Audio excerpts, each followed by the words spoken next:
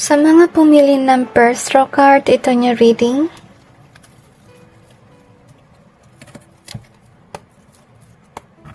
Tingnan natin kung ano yung dapat mong matutunan. I feel na naiyak ka kasi you are different from others.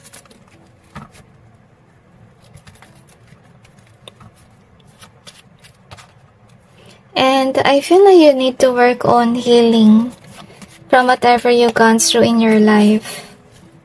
I feel na kailangan mo rin magsulat ng libro. Maybe that is your calling, to be honest with you. But I feel na you really need to learn how to let go of fear. Kasi baka dahil sa pagsusulat ng libro, baka alam mo na, baka may magalit sa'yo. But that is definitely your calling. I think that this is a reading na mag-remind sa inyo about your calling. Kasi I don't feel that currently you're working on it, okay? Don't be doubtful about yourself. That's what they mentioned too. Kung kailangan yung tumulong kung kailangan nyo ng tulong sa pagsusulat, then God will provide for you some knowledge about it. Iba sa inyo, kailangan yung umattend ng school to learn how to write a book, okay? Kasi I feel na yung pagsusulat ng libro, guys, kung bibigay din sa inyo ng fortune. And I feel na most of you, you're thinking that you're not used to it, okay? I feel na naiyak kayo. Kasi iniisip mo kung nung iisipin na ibang tao sa inyo by you writing a book, may magagalit. May idea ka kung anong libro yung isusulat mo, pero nag-worry ka na baka may magalit sa'yo. Ngayon, tinan natin kung anong meron, alright? So, you do have that idea kung ano yung mission mo for this world. Yung hadlang lang kasi dito, guys, so iniisip mo about people around you. Kaya nangyari dito is, hindi mo nagagampanan yung mission mo sa mundo. Kasi maybe you're somebody who is inspired to maybe work with people. But I feel like your calling is more likely to work on your own, as you can see here. Okay, tsaka meant to be siguro na influencer kayo. I'm sasay naiiyak ka kasi this is what you're feeling, okay? Na kailangan mong tulungan yung sarili mo, but yet you could be wondering kung meron bang taong tutulong sa inyo with regards sa mission work, but I don't feel that. I feel like you will work on your own. Kasi kung nag-expect ka ng biyaya galing sa ibang tao, I would say na this isn't the one that you're looking for. Maybe they will force you to work somewhere and not to do your mission work. Kaya nangyari dito, guys, is nilalayo ka ng Panginoon sa mga taong ito. Kasi I feel na they will not understand about your calling. Kasi first of all, they learn how to work in a corporate world. At in-expect nila lahat ng tao dapat ganito. Pero may ibang tao kasi na tinawag ng Panginoon para gawin yung kanilang misyon. Ano yung dapat mo rin matutunan at hindi kanila maintindihan kasi first of all, they don't have this experience na tinawag sila ng Panginoon to do something for this world. Okay? So what I want you to learn is to be authentic. Be you. Don't be somebody na ina-adapt mo kung ano yung turo sa inang ibang tao. Para nag-robot ka na. Hindi ka kasi robot, guys. You are actually unique on your own. As you can see here. At saka, they mentioned to me as well na sa umpisa talaga ganito. Na may mga tao na magdedemand sa'yo dapat ganito, mag-work ka sa corporate world. Dapat ganito at ganyan. Kasi iniisip nila ay pera. Okay? As you can see here. Mo dapat isipin yan. Isipin mo na kailangan mong gawin yung mission mo. Kasi, to be honest with you, kung di mo ginawa si mission, forever ka maging guilty in your heart. You will not have a good sleep, to be honest with you. I will share to you an example, okay? Kasi, ganito yung nangyayari if I do my calling work on earth. Nangyayari, guys, kapag matutulog ka na, hindi ka makatulog. Bakit? Because they're pushing you to do something, to do your mission. Kasi sa mga oras na yun, may nangangailangan ng iyong tulong. Okay? At saka mapapansin mo na lang na mahalaga pala yung gagawin mo kapag nagawa mo na, and then you notice you help somebody. So, it's also for your peace of mind na rin. So, wag mo masyadong isipin yung material na bagay na yan. Okay? Wag mong isipin yung kikitain mo and so on. Kasi remember that if follow the footsteps of the Lord, talagang mahirap. Okay? Talagang unknown yung patutunguhan mo. Diba? But yet, this is what you need to remember. Na sa panahon ngayon, mahalaga talaga na gawin mo yung mission mo kasi darating ang time pag di mo na kayang gawin, magigilty ka. At saka parang ayaw mong may mangyari sa'yo kasi first of all, you know to yourself, you didn't do your work. So, yung dapat mong matutunan is wag mong masyadong isipin yung materialistic na bagay. Huwag mong isipin yung sasabihin ng tao sa'yo because you're really meant to be out there. Iba sa inyo, hindi lang sa pagsusulat ng libro yung dapat nyong gawin, kundi dapat ay mag-influencer din kayo.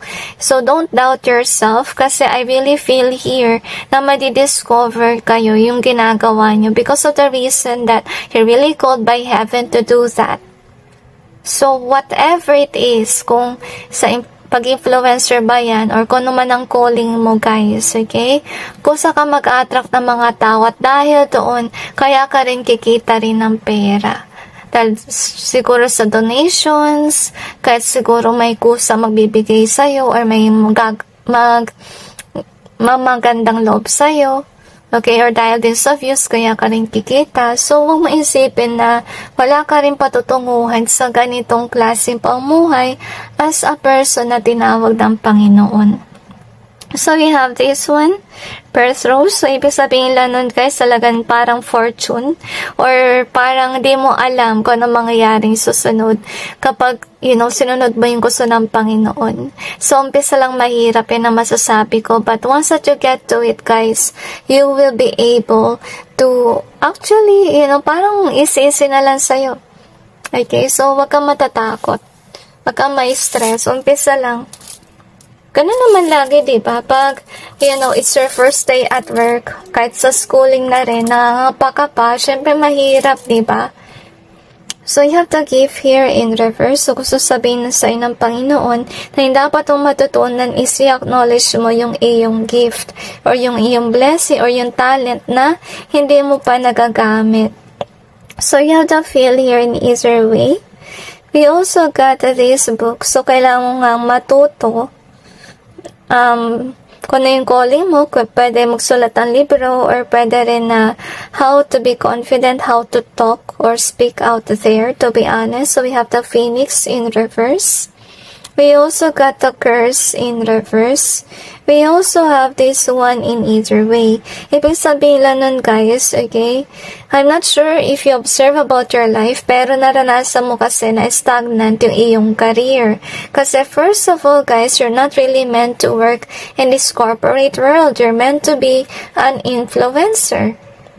Okay? So, kaya saka lang magkakaroon ng changes or ng phoenix sa iyong buhay kapag maalis ka na, hindi ko naman masasabing curse sa proseso na meron ka sa iyong buhay na lagi na lang corporate world ang nasa isip mo. Kasi you really meant for something greater than this. I feel na iba sa inyo calling nyo ay malayo kayo sa kung saan kayo nakatira sa ngayon. Just to have a peace of mind, I love you is in reverse here, and we also got angel. So, ito yung kinakatakot mo, guys. Your fear is that you will not be loved by others because of what you're doing. Kasi nandito rin yun. Okay, so wag kayong matatakot, guys. Kasi kahit nasabihin natin na may mga haters na ayaw ng ginagawa mo, there's still some people out there that will watch you. Because these people are called to watch you or called to read the books that you're writing. Okay, I feel na naiiyak ka kasi hindi mo talaga alam kung paano mag-start. Actually, yung mga mission work na bigay ni God sa mga taong pinili niya, mahirap talaga, guys. May mga instances na hindi mo nagagampanan kasi syempre mahirap talaga. Pero nakaka-guilty talaga, promise, kung hindi mo nagawa kasi in my end, To be honest with you, matagal na itong panahon bago mag-tsunami. Inasa ako ni God na mag-preach sa Japan pero hindi ko nagawa. Kasi nang time na yun, hindi ko alam kung paano pumuntang Japan. Ang bata ko pa nun, guys. Sinabi ko naman sa magulang ko, but they mentioned to me, how will you go there? Okay, so yun, nalungkot. Kaya kung napapansin mo, in this channel, I preach. Because that's my calling is to preach. At saka yun nga, nasakit sa loob talaga. So, sana on your end, don't fail on your calling. Okay? Because it will give you a peace of mind sa pagtanda nyo rin. So, we have this one. So, gusto sana sabihin sa'yo ng Diyos na you will prosper on whatever is your calling kung sinunod mo yun. At saka mag-take some time kayo na to distance yourself from worldly things or desires, to think about your mission work. Kasi if yun na yung mission work na yan, yun yung paraan para ka rin umangat or para ka rin magkaroon ng money. Huwag mo isipin na yung mission work mo hindi ka kikita and so on. Kasi magkakaroon ka, God will provide for you. And you will see miracles that will happen in your life. Ngayon, they mentioned to me, huwag ka accept ng mga trabaho na hindi by the Lord or hindi mo calling. Kasi first of all, makakaranas ka talaga ng injustice dyan, tsaka feeling mo, hindi talaga yan meant sa'yo. Kasi first of all, hindi naman talaga yan meant sa'yo. It really meant to be out there because you do have that voice. You do have that talent to actually do whatever God wants you to do. Okay, kaya madalas din nawawala yung trabaho mo sa corporate world kasi hindi mo yan calling. So, yung dapat mong matutunan is to be out there, to be an influencer. And yeah, wag kang masyadong mag-isip na mga negatibong bagay. Isipin mo, mahalaga gawin yung mission mo. Okay, at wag kang mag-alala sa pera kasi darating ang pera sa'yo at maging stable ka with regards to your money.